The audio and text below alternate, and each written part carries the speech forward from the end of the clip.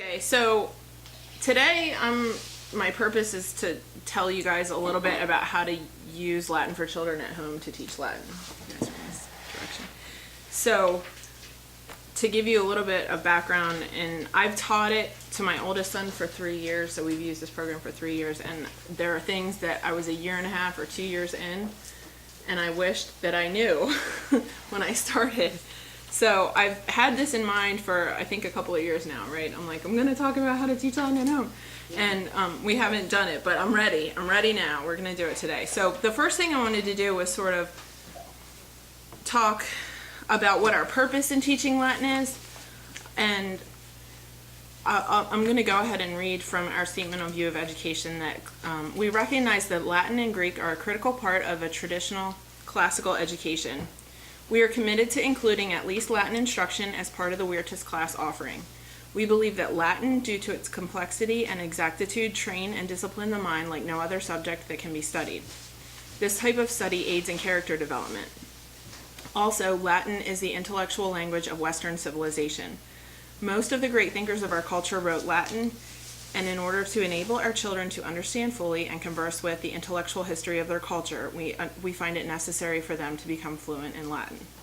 So our idea is not to just expose them to the Latin language or to give them like a slight experience, but at Weirtus we're hoping that we want to make kids who are able to make culture, and in order to give them access to the richness of Western civilization, some of them are going to have to be fluent in Latin, and some of them are going to have to not be classicists. Like there's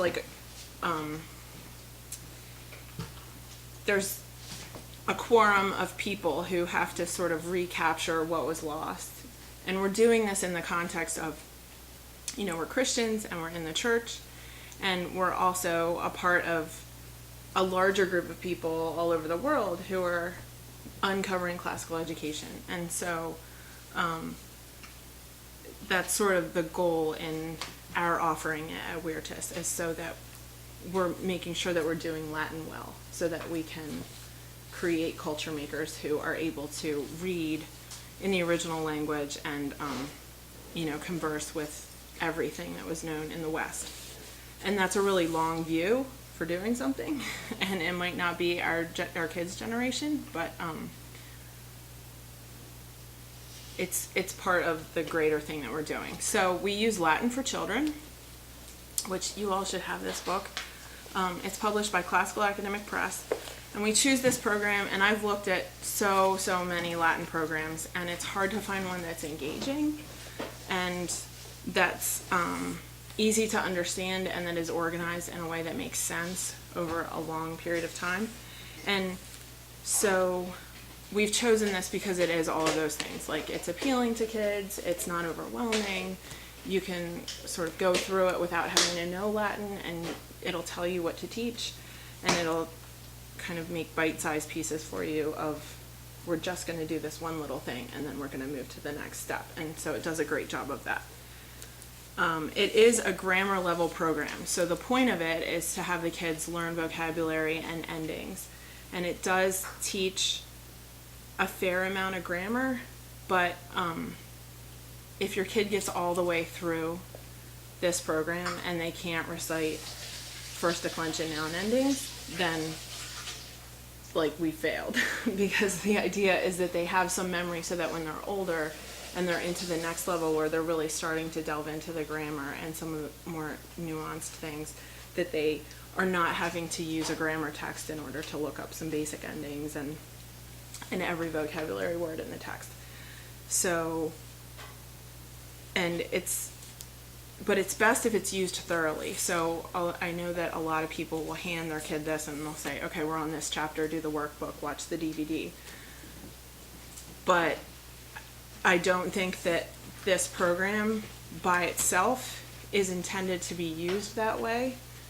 Exactly. We need to reinforce it more in different ways. So I wanted to kind of give you guys some resources that Classical Academic Press makes available, and also tell you some of the things that I think are effective in really repeating the grammar stuff that they need to learn, like the stuff that they need to have memorized. And there's some simple things that you can do. So we'll talk about that.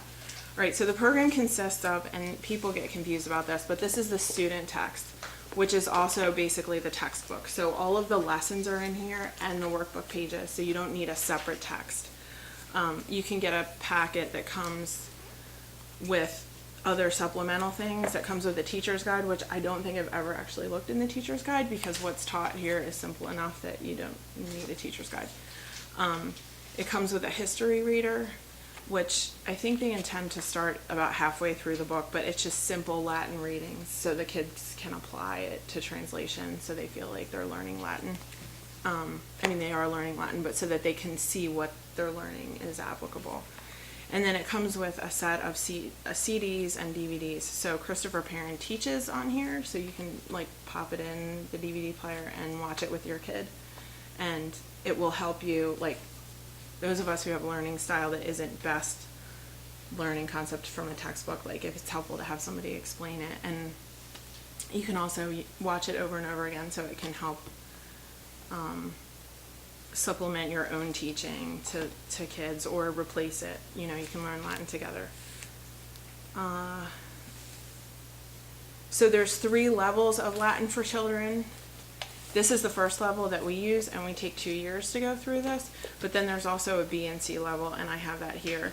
The next level after that is Latin Alive, which is this one, and I think there's 3 levels of that, and we'll use that this year with the junior high. And then they also have a Greek version of this, so it's set up similarly, but I used them both at the same time, and it was okay. It wasn't too repetitive. Okay, so Latin is an inflected language, so that means that endings are really important. So we use more words in English to say the same thing that a Latin person would say in one word, because the ending builds in a lot of information to a single word. So the kids will learn from this the parts of speech, and if they're learning that somewhere else, that's also fine. It will take you through like nouns and verbs, but the kids need to start to understand it. So that's some of your job as the teacher at home, is to help them start to understand, like, what is a noun, what are the characteristics of a noun. And characteristics of nouns and verbs, like I know with Augie, we just drilled that all the time because it took so long for him to be able to understand that, because he was in 3rd grade when we started, and it's just like really slow. But I think it was definitely worth it, because now he has a firm grasp on it, because we spent a lot of time on that. So there's Classical Academic Press offers a lot of things for you to use. So if you go to their product site, so if you go to this workbook page where they're selling the workbook on Classical Academic Press website, they have a couple of different tabs, and one of them is resources, and it gives you a whole list of stuff that you can download and print off to help you. I highly recommend that you do that.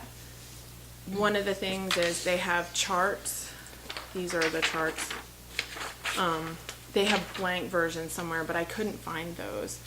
But all of the different noun declensions and all the conjugated tenses that they will learn in the, I think, just the Latin for Children A book, they have in these charts that you can print off and use. They also have another version that you can cut up, and so like, and I don't have them here today, but they have dotted lines, so you can cut them up and then use them as a puzzle for the kid, so they can put the endings in order. And that's a really easy thing for kids to do before they're really ready to write the endings, because that's a little bit advanced for the very beginning kids for this book. And then they also have a packet of extra workbook, and they call them tests and quizzes, I think, but extra workbook pages. So because at Weirtis we take 2 weeks to go through a single chapter, you only have, I think, 2 or 3 workbook pages per chapter. And so rather than having to generate other things or have a kid redo the workbook pages, if they're, you know, moving fast, you can look through these. And I would also use these for review. Like, we'd get to chapter 15 and maybe I'd pull out the worksheet from chapter 11 and I'd say, can you still do this? Like, to make sure that he was had mastered, you know, the material. But I think that these are, I thought they were really good, like better than I expected when I first looked at them. But it's sometimes basic translation, sometimes they're circling or matching, so they're not as beautiful as the actual book, but it's helpful. And it's a significant amount of material. They also have Clash cards, which I don't have with me today, but it's a card game that you can use as flashcards because they say the Latin translation on one side and the English translation on the other. We also use them as memory a lot. That was Augie's favorite thing to do. We'd lay them all out of the table, all the ones that he knew, and we would sometimes do Latin English, sometimes English to Latin, and we would compete because if you could get one right, you could go over again. So like he would go 5 times in a row, and that would be exciting to him when he was little. And it's intended to be used as a game, and I probably read those directions 8 times and couldn't, like at different times I would sit down and say, today, okay, my mind is clear, we're gonna figure out the game. And I couldn't do it from the directions. But I figured out that if you go to the product page and you click on the video, it introduces the product, but it also tells you exactly how to play the game. And it's only, I think the video is 1.5 minutes, but it's simple enough that if you watch the video, you can figure out how to play the game, which I was really excited about. I wish I had known that way before I started using them. So that's how you figure out how to play the game, is to watch the video on the product page. So when I first looked at this program, I saw that there was a chant CD, and I said, well, how are they going to learn vocabulary if they're, and the endings, if the chant is the same the whole time? I was nervous that it wasn't a song, that they weren't different, that they wouldn't be able to learn it as well. But it's incredibly effective to have your kids chant the stuff, and the CD just chants the vocabulary. So it will go through the whole beginning page, and it will say ero, eris, erit, erimis, eritus, erunt. And then it'll give the translation, and it'll just chant the whole time, and then it will chant through, like, where there's verbs. It will give all the principal parts and all of the, yeah, here we go. So, clamo, clamare, clamawi, clamatum, I shout, to shout, I shouted, shouted. So it will go through the 4 principal parts in Latin, and then the 4 principal parts in English. And my kids, on the ones that we listen to often enough, will be able to, you'll say clamo, and they'll be able to say all of the rest of the stuff, even though the rhythm of the chant is the same for every single other verb and every single other noun in the book. So it's really far more effective than I thought, and it's a really easy way to reinforce the endings. My goal was always to teach twice a week or more, and so we would just go through the grammar page. There's always a page that just explains the basic grammar concept. So we'd go through the grammar page. Sometimes we would do some of the practice exercises. I would usually have a whiteboard with me, and we just kind of go through it. And so I'd read it with him out loud, and then I didn't prepare ahead of time. And then on a whiteboard, I'd just explain it in my own words and kind of quiz him, and it wasn't hard because it's not a lot of information per chapter. It's pretty simple. But the other thing that I figured out was that you have a lot of information in the book to help you teach. The most useful thing is that there are charts in the covers of the book. So in the front cover and in the back cover, there are charts of the endings, and it's really helpful to see all of it laid out in relationship with each other so that you can kind of tell where you are in the progression. So I found this to be incredibly helpful. We copied a lot of charts, and the charts are laid out individually also in here, but to see the whole thing was really helpful. And you have that in the front and the back. The other thing that's in here that's great is you have reference charts section, and it has every single chart that the kid learns in the book, and you have the charts individually. So you don't have to flip through the whole book to say, oh, was it chapter 3 or chapter 17 that we learned that chart? you could just flip to the chart section and you can see everything. It also gives you the vocabulary by chapter, so you could keep track of where you are, or which ones that your kids have learned. There's a glossary that's alphabetized. But the holy grail of things that is in here that I wish that I had known, like, you know, you go back and you read the teacher's manual after or halfway through, and you say, oh my gosh, I can't believe they told me that, and I've been wondering all this time. Okay, so it doesn't repeat a lot. It doesn't review a lot, it builds. But there were times when I said, I don't know if Augie really understands everything that I need him to know, everything that's been in the book. Like, how do I go back and review? We're on chapter, 23 or something. Okay, so they have something in here on page 203 that's called My Latin Journey Checklist.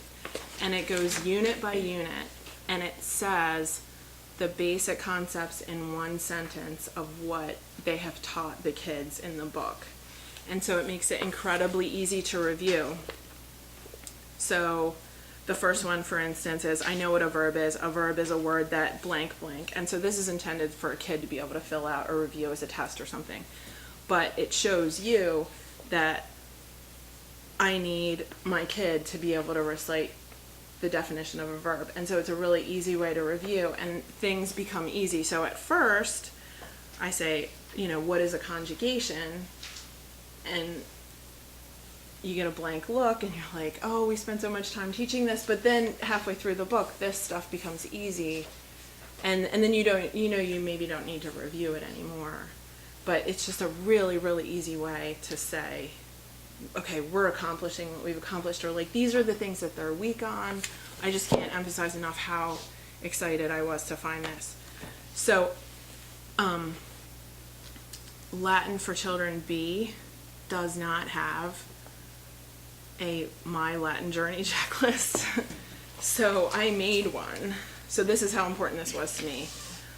So I made a chapter by chapter, like, concept bullet point thing, and it was so easy for me to be able to go back. And it took a little bit of work, but the chapters are so simple that it's really simple to, like, figure out what they're trying to teach the kids.